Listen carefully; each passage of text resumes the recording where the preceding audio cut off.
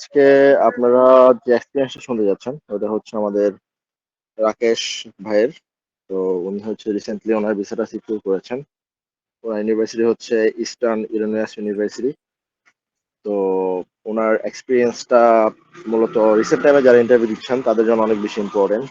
বর্তমানে embassy situation পরিস্থিতি কিরকম ভিসা হচ্ছে, অনেকে বাইরে থেকে জাজ করার চেষ্টা করেন এই বিষয়বস্তুগুলো, ইন্টারভিউ বোর্ডগুলো কিভাবে ফেস করতেছে সবাই। তো ইন টোটাল একটা এক্সপিরিয়েন্স আপনারা আজকে শুনতে যাচ্ছেন। তো রাকেশ ভাই, আমাকে কি শোনা যাচ্ছে আপনার সাইড থেকে? হ্যালো, রাকেশ ভাই শুনতে পাচ্ছেন? আনমিউট করেন।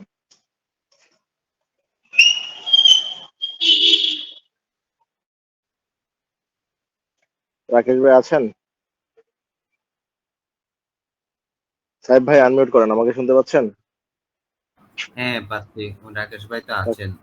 উনি মনে হয় আনমিউট করাও আছে, ওনার ভয়েস আসতেছে না। ওয়েট, আমি ওনাকে কল করছি। ওকে।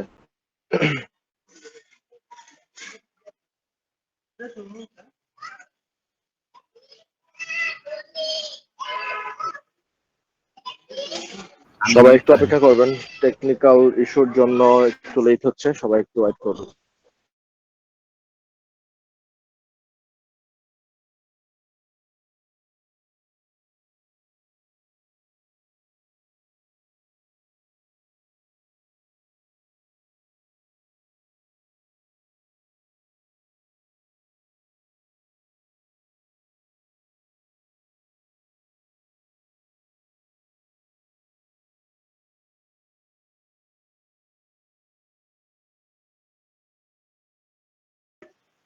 রাকেশ ভাই, আপনার কোনো ভয়েস আমরা শুনতে পাচ্ছি না। আপনি ফোন থেকে জয়েন করেন, তাহলে হয়তো বা শুনতে পারবো। অথবা আপনার মাইক্রোফোন বা হেডফোন যদি কানেক্টেড থাকে ওটা ডিসকানেক্ট করে দেন, অথবা পুনরায় বের হয়ে ঢুকেন। না, ওনার ওনাকে কল দিছি, কলও দেখতেছি বোঝা যাচ্ছে না। আমি ফোন রিস্টার্ট দিতে বলছি। দাঁড়ান।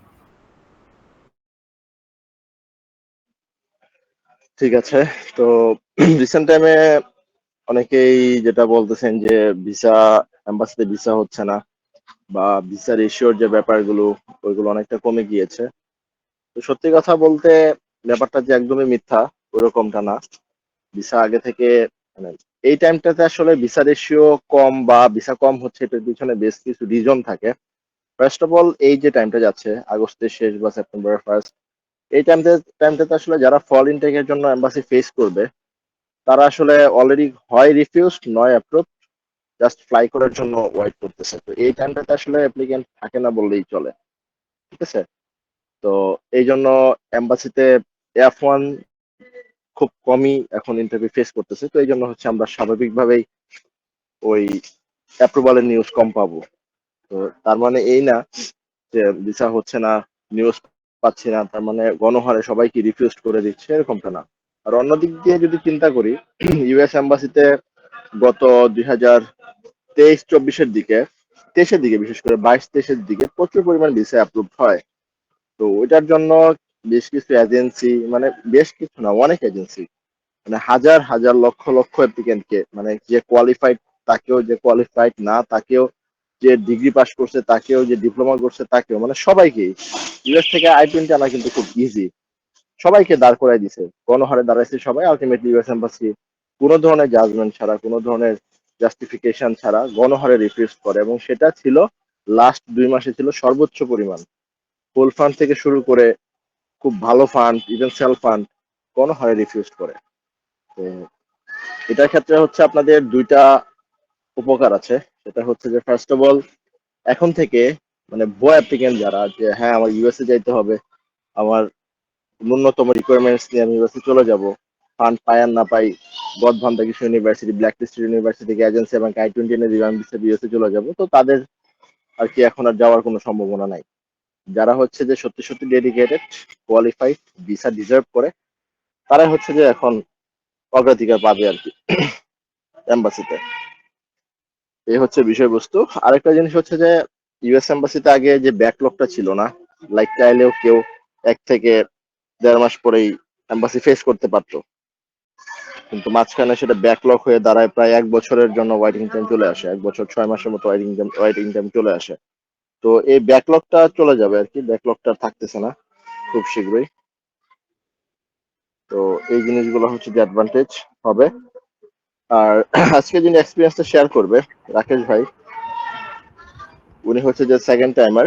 ওনার ফার্স্ট টাইম রিফিউজড ছিল, তো সেকেন্ড টাইম হচ্ছে উনি ভিসাটা পান, এবং ওনার ইন্টারভিউ প্রিপারেশনে আমরা হেল্প করি ওনাকে। ওনার যে আনসার স্ক্রিপ্ট থেকে শুরু করে বাদ বাকি যে বিষয়বস্তুগুলো ছিল, উনি সরাসরি আমাদের সাথে কমিউনিকেটেড ছিল, সব সময় কনভারসেশনে ছিল। তো আমরা আমাদের সাইড থেকে যতটুকু পারা যায় হেল্প করার চেষ্টা করেছি আর কি। রাকেশ ভাই, আপনি কি আছেন? সাহেব ভাই, উনি কি চলে আসছে? জি, আমি আসছি। ওকে, আপনি কি আমার কথা শুনতে পাচ্ছেন এখন? রাইট ভাই, এখন শুনতে পাচ্ছি। কেমন আছেন? জি ভালো, আমি ভালো। আপনারা কেমন আছেন? আলহামদুলিল্লাহ ভাই, ভালো আছে। আপনার পাসপোর্ট তো রিসিভ করেছেন না? জি, পাসপোর্টটা। ওকে ভাই, তো আজকে হচ্ছে যে এখানে আমাদের লিসেনার বা অডিয়েন্স যেটাই বলি না কেন খুবই কম, বাট আপনার সেশনটা হচ্ছে আমাদের রেকর্ড হচ্ছে। তো পরবর্তীতে আমাদের এক্সপিরিয়েন্স গ্রুপে হচ্ছে আপনার রেকর্ডিংসটা আমরা শেয়ার করব, এবং সেটা অনেক দিনই থাকবে। পরবর্তীতে হয়তো বা লক্ষ লক্ষ মানুষ আপনার এক্সপিরিয়েন্সটা শুনবে। তো আপনার ভিসা পাওয়া থেকে শুরু করে শেষ পর্যন্ত রিসিভ করা পর্যন্ত, অ্যাপ্লাই থেকে শুরু করে টোটাল একটা এক্সপিরিয়েন্স আমরা শুনবো। সেখানে শুধুমাত্র ভিসা অফিসারের সাথে আপনার কনভারসেশনটাই থাকবে না, থাকবে আপনার টোটাল হিস্ট্রি। আপনি মানে শুরু থেকে শেষ পর্যন্ত, একবার আপনার রিফিউজাল ছিল, কেন রিফিউজাল হয়েছে বলে মনে করেছেন, সেকেন্ড টাইম কি ইমপ্রুভ করেছেন, মানে ইন টোটাল একটা গাইডলাইন, যেন কেউ যদি ধৈর্য ধরে ইন্টারভিউটা শুনে, এক্সপিরিয়েন্সটা শুনে, যেন সে একটা প্রপার গাইডলাইন পায়। এই ধরনের একটা এক্সপিরিয়েন্স আমরা আশা করছি আপনার কাছ থেকে। আর আমরা হচ্ছে যে আপনার সেশনটা রেকর্ড করার জন্য আপনার পারমিশন চাচ্ছি। হ্যাঁ, ঠিক আছে ভাই।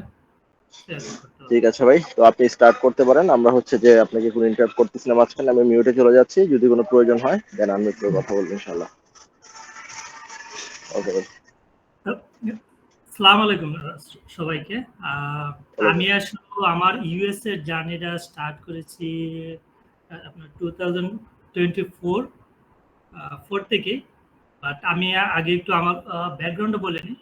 আমি খুলনা ইউনিভার্সিটি থেকে বায়োটেকনোলজি জেনেটিক ইঞ্জিনিয়ারিং থেকে ব্যাচেলার কমপ্লিট করেছি।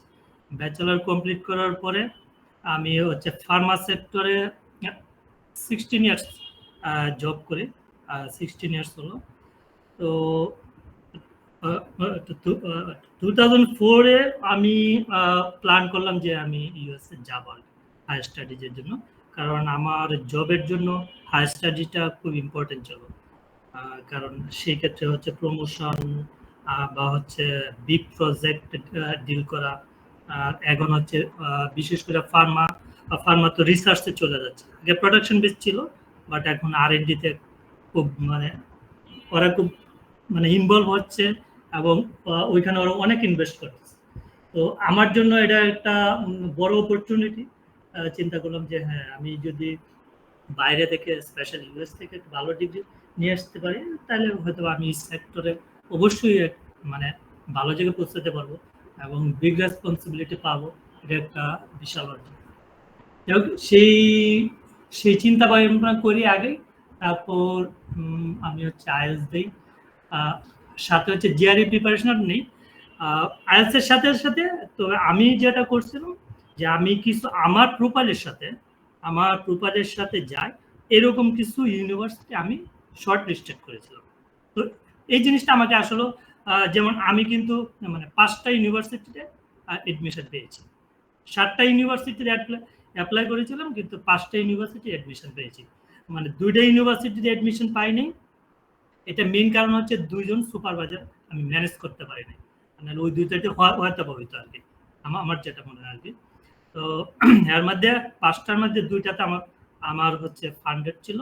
একটা টালটন স্টেট ইউনিভার্সিটি, এটা হচ্ছে টেক্সাসে, আর হচ্ছে ইস্টার্ন ইউনিভার্সিটি, এটা হচ্ছে ইলিনয়ে। তো আমি ইস্টার্ন ইলিনয়টা এই জন্যই আসলে চয়েস করছি যে সুপারভাইজারের সাথে আমার যে মেন্টরের সাথে আসলে কথা বলে আমার মনে হয়েছে, যদিও উনি কোরিয়ান, তারপরে মনে হয়েছে লোকটা কোঅপারেটিভ, আমার মনে হয়েছে ফিলিংস। তো এই দিক থেকে চিন্তা করে আচ্ছা ঠিক আছে, আমার মনে হয় যে ওনার সাথে কাজ করা যায়। আর ওনার যে ফিল্ড, উনি হচ্ছে বায়ো ইনফরমেটিক্স নিয়ে কাজ করে, আমার খুব ভালো লাগছে। আমার বায়ো ইনফরমেটিক্স উপরে খুব মানে আগ্রহ ছিল আর কি, যে ভবিষ্যতে আমি বায়ো ইনফরমেটিক্স উপরে কাজ করবো। তো সব দিক দিয়ে আসলে মিলে গেছে। তো আমি ওইখানে প্রথম এডমিশন পাই। তো এডমিশন পাওয়ার পরে আবার গ্রাজুয়েট অফিস থেকে আবার বললো যে ঠিক আছে আমরা ফান্ডেড এর বিষয়টা মের দিকে জানাবো। তো মের 1 তারিখের দিকে আমি ওই ফান্ডেড এর ইটা পাই আর কি, আপনার অফারটা। তো 1 তারিখে পাই। 1 তারিখে আমার মনে হয় যে এর মধ্যে 5 তারিখ পর্যন্ত আমার একটা ছিল আর কি, যে আমি যদি এটা রিসিভ করি তো 5 তারিখের মধ্যে করবো। বাট আমার কোনো একটা কারণ বিজি থাকার কারণে 3 দিন আপনার ডিলে হয়ে গেছিল। জাস্ট লাকিলি হচ্ছে 2 দিন আগে আমি মেলটা চেক করে দেখলাম যে অফার দিচ্ছে। তা আমি আর লেট করি না আর কি, সাথে সাথে অফারই করছি।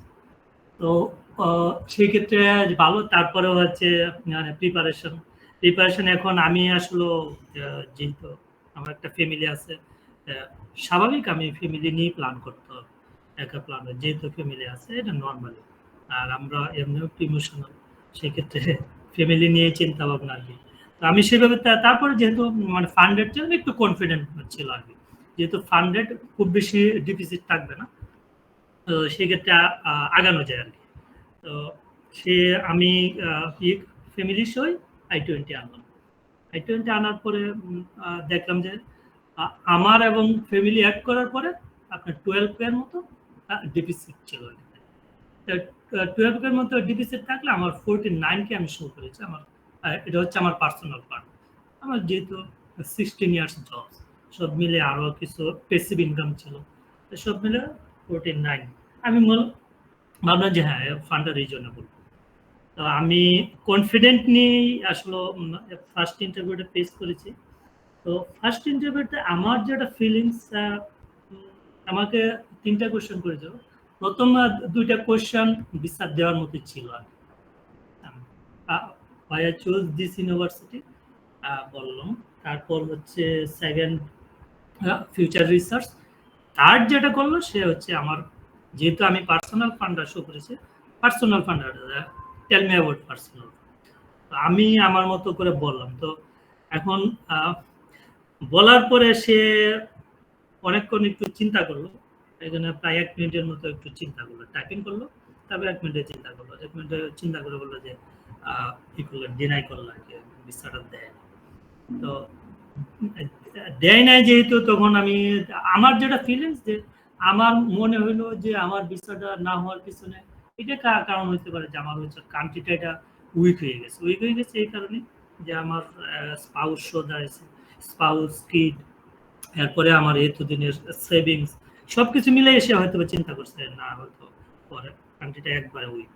যাই হোক, তারপরে আমি মানে সত্যি কথা যেটা, আমি একটু হোপলেস হয়ে গেছিলাম যে ফান্ডেড, তারপরেও আমার ফান্ডও সলিড, সবকিছু মিলে যে তারপর হইলো না, এখন কি করা। তো মানে বায়াদের, তারপর আমার এক জুনিয়র ছিল, আসলে আমি সবচেয়ে মোটিভেট হয়েছি ওই জুনিয়র সাথে শেয়ার করছি যে আমার বিষয়টা, যে এরকম অবস্থা, এখন কি করা হবে।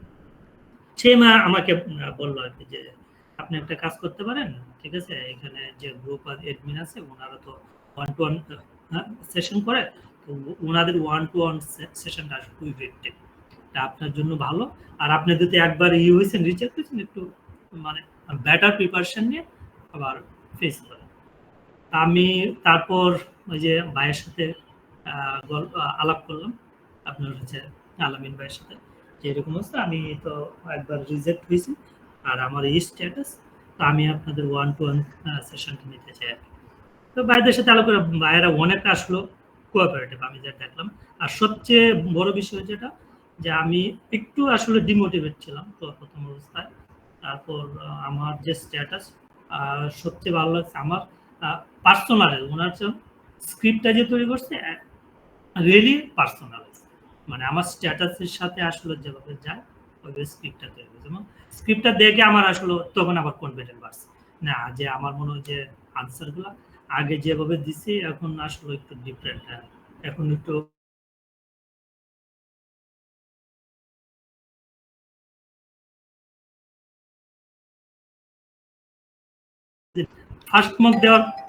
ফার্স্ট মক দেওয়ার পরে আমার যেমন কনফিডেন্ট আবার গ্রো করলো যে না ঠিক আছে, আমি মনে হয় যে বেটার এবার। কারণ এখন যেটা হয়েছে যে আমি যদি এইভাবে রিপ্লাইগুলো করি, আনসারগুলো দিই, আমার মনে হয় যে ফিলিং গুড, আমারই ভালো লাগতেছে। তো ফার্স্ট, সেকেন্ড, থার্ড, তারপর যখন মক টেস্টগুলো ভাইদের সাথে দিলাম, আসলে কনফিডেন্টলি করে সবচেয়ে সবচেয়ে বড় বিষয় যেটা, যে মক দেওয়া, যখন আমি মক দিলাম, মক দেওয়ার পরে ভাইয়ারা যখন শুনলো, শোনার পরে ফিডব্যাকটা, এটা খুবই ইম্পর্টেন্ট, যে আসলে কোথায় কোথায় আমাকে ডেভেলপ করতে হবে, কোথায় আমি স্ক্রিপ্টেড বলছি, কোথায় মনে হচ্ছে মেমোরাইজ একটু কিভাবে ন্যাচারাল করা যায়, ঠিক আছে। অল টাইম মানে প্রতিটা সেশনই ওনারা আমাকে সাপোর্ট দিয়েছে। আর মেনলি হচ্ছে যে মক টেস্টটা আসলে সবচেয়ে বেশি আমার কাজে লাগছে। আমার যেটা মনে হয়েছে যে ভাইদের সাথে যে মক টেস্টটা 1-to-1 সেশনে যদি না যেতাম, হয়তো কি হইতে জানি না, হয়তো আবার আবার সেম অবস্থা হয়তো রিজেক্ট করতে। কারণ অ্যাকচুয়ালি যখন ফার্স্ট টাইম যখন রিজেক্ট হইলাম, আমারও কনফিডেন্ট একবারে ড্রপ করছে। আরেকটা, এটা একটা বিষয়। তার আরেকটা বিষয়, এটা হচ্ছে আমার পার্সোনাল অভিমত আর কি। আমি যেটা দেখলাম যে আসলে ইউএস এর জার্নিটা সবকিছু মিলাই, এটা কিন্তু আমি যদি ফাইন্যান্সিয়ালি চিন্তা করি, অ্যাকচুয়ালি কিন্তু এক্সপেন্সিভ। আইএলস, এরপরে হচ্ছে ভিসা প্রিপারেশন, ভিসা ফি, এরপরে আমি ইন্টারভিউ ফেস করলাম। ইন্টারভিউ ফেস করার পরে একজন যদি আসলে রিজেক্টেড হয়, তার মেন্টাল কন্ডিশনটা আসলে খুব খারাপ থাকে। এটা একটা খুবই, তো এই জন্য আমার মনে হয় যে এই ক্ষেত্রে যদি মেন্টর গাইডেড কোনো প্রিপারেশন নেওয়া যায়, সেটা খুবই উপকার হয়। এবং এই ক্ষেত্রে ভাইয়ারা, সাইদ ভাই, আলামিন ভাই এবং আরিয়ান ভাই চমৎকার মানুষ এবং খুবই হেল্পফুল। এই স্পেশালি আরেকটা জিনিস যে আমার এই জিনিসটা ভালো লাগছে, ওনাদের যে গ্রুপটা, এটা ছাড়াও 1-to-1 ছাড়াও আমি বলবো এটা, যে ওনাদের যে গ্রুপটা, এই গ্রুপটাতে আসলে অনেকে উপকৃত হয়, যেটা মানে আনবিলিভেবল। যে একজন ইচ্ছা করলে অনেক ধরনের ইনফরমেশন পাবেন, বাট এই গ্রুপটার কারণে অনেক উপকৃত হচ্ছে। এটা একটা বিশাল সাপোর্ট, যে একজনের কারণে কতগুলা লোকের উপকার হচ্ছে। এটা আসলে অন্যরকম জিনিস। সব দিক মিলাই আমি যেটা বলবো যে সামনে যারা আছেন, ইচ্ছা করলে ভাইদের 1-to-1 সেশনটা নিতে পারেন। সেশনটা এই জন্য নেবেন, আমি এই জন্য বলবো, এটা একটা হিউজ অ্যামাউন্ট। আমি যদি ফাইন্যান্সিয়ালি চিন্তা করি, এটা হিউজ অ্যামাউন্ট না, বাট আপনাকে দিন শেষে এটা যে কি পরিমাণ বুস্টিং করবে, সেটা আপনি যখন ইন্টারভিউ ফেস করবেন তখন বুঝতে পারবেন। তো কোনো কোশ্চেন যদি থাকে আপনারা জিজ্ঞেস করতে পারেন। আচ্ছা, তো রাকেশ ভাইকে আবারও অনেক বেশি কংগ্রেচুলেশন। উনি হচ্ছে যে ওনার ড্রিম ফুলফিল করেছে। ড্রিম ছিল কিনা জানি না, ডেফিনেটলি ইউএসটা সবার ড্রিম থাকে। তো আল্লাহ অনেক বড় একটা সৃষ্টিকর্তা, অনেক বড় একটা গোল ফুলফিল করেছেন। আশা করি এখন লাইফে আরো অনেক দূর আগে যাবেন ইনশাল্লাহ। এবং উনি যথেষ্ট মানে ক্যাপাবল একজন পার্সন, কোয়ালিফাইড একজন পার্সন। বাট সবার উদ্দেশ্যে একটা কথা বলবো, একটা মেসেজ দিব, যেটা হচ্ছে যে একটা কথা, যেটা হচ্ছে যে অনেকেই ফার্স্ট টাইম রিফিউজড হওয়ার পরে মানে ডিপ্রেসড হয়ে যায়। মানে রিফিউজড হওয়ার পরের দিন একদম খুব বেশি প্রেশার নিয়ে ফেলে, যে না আমার কি হবে, আমি রিফিউজড হয়ে গেলাম, এত ভালো ফান্ড নিয়ে, এত ভালো ইউনিভার্সিটি নিয়ে রিফিউজড হলো, এখন আমার কি হবে। এখন ব্যাপারটা হচ্ছে কি, ইউএস এম্বাসির সিচুয়েশন যারা বর্তমানে জানেন, যে অনেক সময় দেখা যায় যে মানে খুব রাশের কারণে কোনো কারণ ছাড়াই মাঝে মাঝে ভিসা রিফিউজ করে দেয়। তো যাদের অ্যাকচুয়ালি ইউএসএ তে যাইতেই হবে, বা ইউএসএ অনেকে ড্রিম করে, ইউএসএ থেকে অনেক ভালো ভালো কান্ট্রি বর্তমানে ইউরোপে আছে, বাট তারপরেও যারা হচ্ছে ইউএস ড্রিম করে, তারা ইউএসএ তে যাওয়ার একটা ইচ্ছা রাখে সবসময়। তো তাদেরকে বলবো, রিফিউজড হয়ে গেলে যে আসলে ড্রিম শেষ, ব্যাপারটা এরকম না। আপনি যদি লেগে থাকেন ইউএস ভিসার পিছনে, ডেফিনেটলি একসময় না একসময় অ্যাপ্রুভ হবে। এবং প্রত্যেকবার ট্রাই করবেন আরো ভালোভাবে প্রিপারেশন নিয়ে দাঁড়ানোর জন্য, আরো ভালো প্রোফাইল বিল্ড আপ করে দাঁড়ানোর জন্য, আরো ভালো ফান্ড নিয়ে দাঁড়ানোর জন্য। সেক্ষেত্রে ভিসার পসিবিলিটি আগের থেকে বেড়ে যায়। তো এই হচ্ছে বিষয়বস্তু। আর আরেকটা বিষয় হচ্ছে যে ইদানিং যারা হচ্ছে যে সেকেন্ড অপশন নিয়ে ভাবতেছেন, ইউএস এর পাশাপাশি চাইলে অন্য কান্ট্রিগুলোতে অ্যাপ্লাই করে রাখতে পারেন, যাদের হচ্ছে যে মাস্ট অ্যাবোর্ডে যাইতেই হবে, ইউএস হোক আর অন্য কোথাও হোক। তো তারা করতে পারেন। সেই সাথে হচ্ছে ইউএস এর যে প্রটোকল, এই প্রটোকল মেনটেন করে দাঁড়াইতে থাকবেন, ডেট নেবেন, সিজিএফি দিবেন, দাঁড়াইতে থাকবেন। কারণ সেভিসটা একবার দিলে আপনার 1 বছর কাভার আপ হয়ে যাচ্ছে। তো এভাবে সবাই আগাইতে পারেন। আর রাকেশ ভাইকে কিছু রিকোয়েস্ট করবো আমরা, সেটা হচ্ছে যে ডেফিনেটলি যেহেতু গ্রাজুয়েট অ্যাসিস্ট্যান্টশিপ নিয়ে যাচ্ছেন, ওইখানে যাওয়ার পর ডেফিনেটলি আরো ভালো করবেন। হয়তো বা কোনো এক সময় আপনি ওই ইউনিভার্সিটির এমন কোনো লিডিং পজিশনে থাকতে পারেন যেখান থেকে আপনি হয়তো বা বাঙালি কমিউনিটিকে সার্ভ করতে পারেন, বাঙালি স্টুডেন্টসদেরকে সার্ভ করতে পারেন, কোনো না কোনো ভাবে উপকার করতে পারেন। তো সেক্ষেত্রে ডেফিনেটলি বাঙালি কমিউনিটিকে ভাই অগ্রাধিকার দেওয়ার রিকোয়েস্ট থাকবে আর কি। অবশ্যই অবশ্যই ভাই, এটা তো অবশ্যই থাকবে। আর বিশেষ করে মানে দেশের মানুষকে হেল্প করা, এমন মানুষকে হেল্প করে তো অন্যরকম বিষয়। তারপরে দেশের মানুষকে হেল্প করে, এটা তো আরো আনন্দের বিষয়। হ্যাঁ, আর হচ্ছে যে আমাদের ওয়ান টু ওয়ান সেশনের যে ব্যাপারটা, আমরা কাউকে কখনো মোটিভেট করবো না যে আসেন আমাদের কাছে আসেন, আমরা অনেক জানি অনেক পারি, আসলে দিশা 100%, ব্যাপারটা এরকম না। আমরা হচ্ছে যে যখন কেউ আমাদের এখানে এনরোল করেন, এটা তেমন যে মানে আহামরি বিজনেস পারপাস আমরা ওপেন করে বসছি, ব্যাপারটা এরকমও না। এটা হচ্ছে যে অ্যাপ্লিকেন্টদের রিকোয়েস্টের ভিত্তিতে মূলত হচ্ছে আমাদের প্ল্যাটফর্মটা রান করা। আমাদের ব্যক্তিগতভাবে প্রত্যেকেরই প্রফেশনাল লাইফ আছে, ওইখানে সময় দেওয়ার পাশাপাশি এখানে সময় দেওয়ার চেষ্টা করি। জাস্ট যখন অ্যাপ্লিকেন্টরা আসে সব প্রোফাইল গুলো নিয়ে আমরা অ্যানালাইজ করার চেষ্টা করি যে আসলে রিফিউজাল রিজনটা কি ছিল, মেইনলি যারা রিফিউজড অ্যাপ্লিকেন্ট, রিফিউজাল রিজন গুলো অ্যানালাইজ করে ট্রাই করি। যদিও সেটা অ্যানালাইজ করে বের করাটা খুব বেশি টাফ এবং মাঝে মাঝে সেটা সম্ভবই হয় না। তো তারপরেও কিছু কিছু সাইট ধরে আমরা ইমপ্রুভ করি এবং সরাসরি পার্সোনালাইজড একটা স্ক্রিপ্ট রেডি করি অ্যাপ্লিকেন্টের জন্য, যেটা হচ্ছে যে বিশ্ববিদ্যালয় যতটুকু সময় থাকে দেখ না কেন, যেন কোর ইনফরমেশন গুলো কখনোই মিস আউট না হয়। তো এই জিনিসগুলো আমরা মাথায় রাখি। তো যাদের প্রয়োজন হয় যে না আমার পার্সোনাল সাপোর্ট প্রয়োজন, সেটা আমাদের কাছে হোক বা কোনো সিনিয়রের কাছে হোক, বা যারা হচ্ছে জানে বুঝে আপনাকে প্রপার গাইডলাইন দিতে পারবে, রাকেশ ভাই যেটা বললো গাইডলাইনের মধ্যে থাকা, সেক্ষেত্রে কনফিডেন্সের পাশাপাশি একটা প্রপার গাইডলাইন পেলে ব্যাপারটা অনেক বেশি ইজি হয়ে যায়। তো এই হচ্ছে বিষয়। রাকেশ ভাইকে আবারও কংগ্রেচুলেশন দিব। আর রাকেশ ভাই আপনার কি লাস্ট কিছু বলার আছে সবার উদ্দেশ্যে? সবার সবার উদ্দেশ্যে একটা কথাই, যে মানে গিভ আপ করা যাবে না। এটা আমি যেটা দেখলাম আর কি, সত্যি কথা যেটা, মানে কোনোভাবেই গিভ আপ করে না। যদি ড্রিম থাকে, আমার কথা, যদি ড্রিম থাকে হার্ড ওয়ার্ক করতে হবে, গিভ আপ করা যাবে না। ঠিক আছে, সবাই একবারে সফল হয় না, এটা এইরকম, এটাই লাইফ। তো মানে গিভ আপ করা যাবে না, হার্ড ওয়ার্ক করতে হবে, সামনের দিকে আগাতে হবে, অবশ্যই সফলতা আসবে। আর সবচেয়ে বড় কথা যেটা আসলে মানে মানে গডের প্রতি ফেথ অবশ্যই রাখতে হবে। দিন শেষে উনি অনেক কিছু, ঠিক আছে। সেটাই কথা, যে যে ধর্ম নিয়ে হই না কেন আমরা সবাই সৃষ্টিকর্তার প্রতি বিশ্বাস রাখবো, এবং সৃষ্টিকর্তার কাছে যদি আমরা কোনো কিছু চাই, ডেফিনেটলি হচ্ছে যে উনি যেটা করবেন আমাদের ভালোর জন্যই করবেন। তো আমরা আজকে অফিসিয়ালি রাকেশ ভাইয়ের কাছ থেকে বিদায় নিচ্ছি। কারোর কোনো যদি প্রশ্ন থাকে, আমাদের মক সেশনের পরে প্রশ্ন কোয়েশ্চেন আনসার সেশন থাকবে, ওইখানে কি প্রশ্ন করেন, আমরা অ্যাডমিনরা থাকবো আনসার দেওয়ার জন্য। অল দ্য বেস্ট রাকেশ ভাই।